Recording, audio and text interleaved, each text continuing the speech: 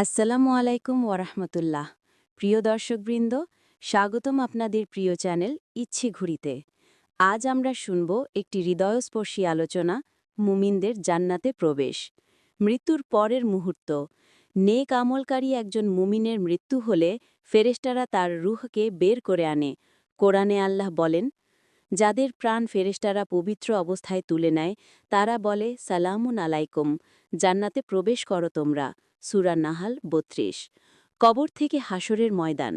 কিয়ামতের দিন সবাই উঠবে, নেককারদের মুখ উজ্জ্বল হবে।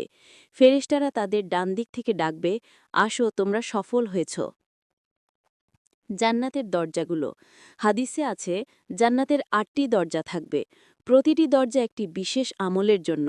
নামাজের জন্য বাবু সালাহ, রোজার জন্য বাবুর রাইয়ান, দান খয়রাতের জন্য বাবু সাদাকা, জিহাদের জন্য বাবুল জিহাদ।